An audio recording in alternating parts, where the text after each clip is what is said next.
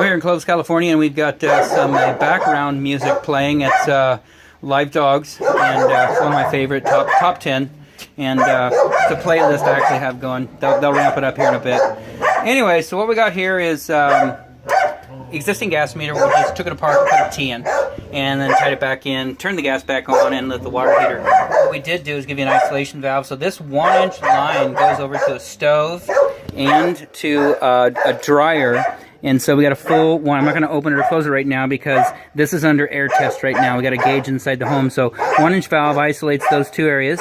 Got a union in the event you need to take something apart, and then a 90 going in. Union, you know, they're not allowed if it's in a concealed space. We're not. We're outside. So this is fine. Hopefully the inspector sees it that way. And then a 90, it goes into the wall. We're going to put some DAP in there in just a minute and fill that up. So that's the outside where we got it on. We got about 13 pounds of air in the line. It's a 10-pound test for 15 minutes. But, you know, the temperature drops overnight, which means the gauge drops overnight. And, you know, by Monday, we're not sure, Monday, Tuesday, whenever the inspector comes out, we want the gauge to at least be at 10. That's all. He'll come over and he'll depress the gauge and make sure that it's actually holding air and then it bleeds out. So, and that'll be on his end. So this is the side we come through. We told the homeowner, you know, we're going to do a surface mount. It's pretty tight, 7/8 unistrut. So we just mount that to the studs there and then a little unistrut clamp.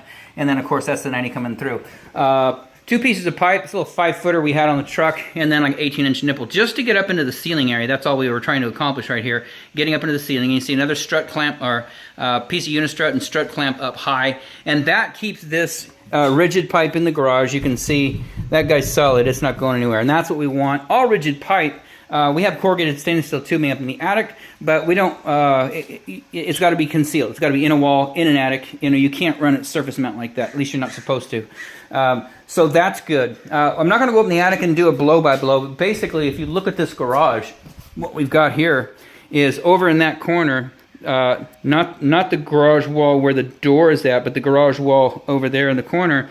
There's a little pocket up in the attic, and that's where you can get through. So basically the gas line starts here, and it goes over, straight over to that corner, and it's up pretty high. You know, they've got trusses up there, so it's up on the upper portion where they've got some diagonal members, you know, for the trusses that go back and forth. So we're up pretty high there with the corrugated stainless steel tubing. It's strapped every other truss, so every 4 feet, all the way over to there, and then it makes a transition and starts heading straight down. As we come in here, it starts heading straight down. I'm going to say probably somewhere right about in here. So if you look up there, you know, there's a wall coming up. So we're standing up there, you know, probably pretty close to the ridge, and sorry about the darkness in here.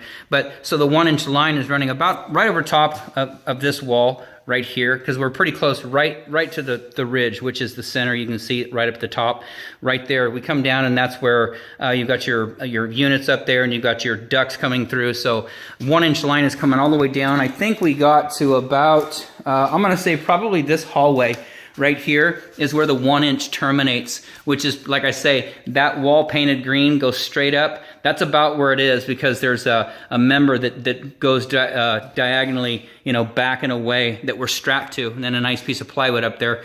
And I apologize for not taking a picture of it, but we took down all the ladders, we swept up everything, it's all clean, so we're not going to go back up there and take a picture of the corrugated stainless steel tubing. We did have to cut a hole here, and we told the homeowner we didn't want to have to do that, but there's a block up there.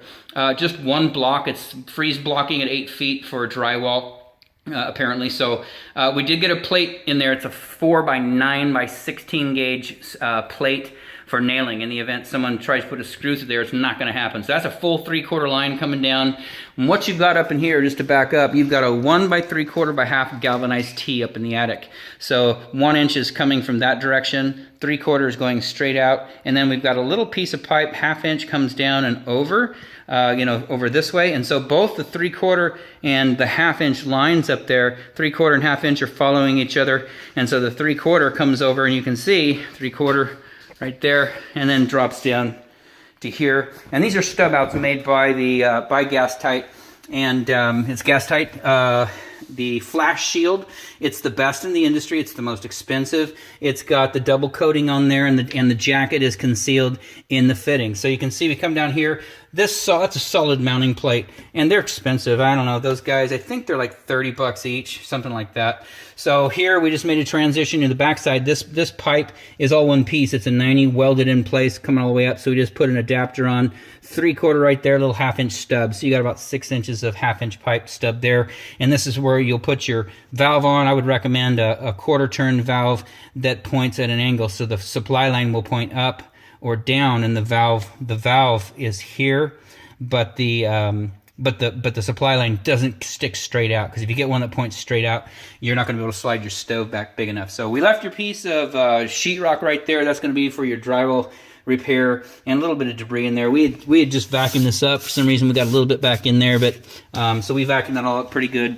In the laundry room, same thing. You can see we sneaked that in there. There's your piece of drywall there. Keep these pieces, because drywall guys, they like to reuse this stuff. And unless you have just like a ton of it, and it's hard to really, put it anywhere. So you just have three pieces. The other one's up on the shelf. That green piece, it's laying up on the shelf. We moved your stuff around in that insulation right there. We moved it around a little bit, but they can come back in, and that up on the shelf is the piece of sheetrock for there, so they can tie that back in. There's the piece there, piece right here. And so here's the the other stub out. It's just straight 1/2-inch pipe coming down. This is the 1/2-inch line we told you about, was up in the attic. So 1/2-inch comes down, transition fitting there, and then of course the stub out. Right now what we have, instead of a cap being on here, we've got a bell reducer turned around backwards, so we can put our test gauge on here. So test gauge, you can see right now we're 13 pounds, just a little tiny bit, depending which way you're looking at it. You can see a little bit over 13. And so that guy, honestly, 15 minutes later, if that hasn't budged, you're good. Now, if it was summertime, and it's 60 degrees in the morning and then 110 in the afternoon, this thing would just peg all the way through, because it just builds up from the pressure. Since it's winter, it'll probably drop off overnight, because I don't know if we're in the 40s, 30s, 40s, probably 40s overnight, and then back to the late 60s, early 70s in the afternoon. I'm not sure what the temperatures are right now, probably in the 60s.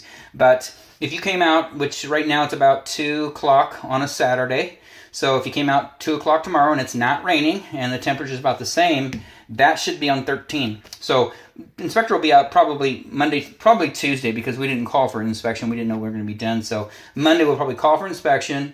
Tuesday he'll come out, and all he's got to do is come in here. He just hits this gauge here to make sure that it's actually holding air, or releases air, and it's not just stuck right there.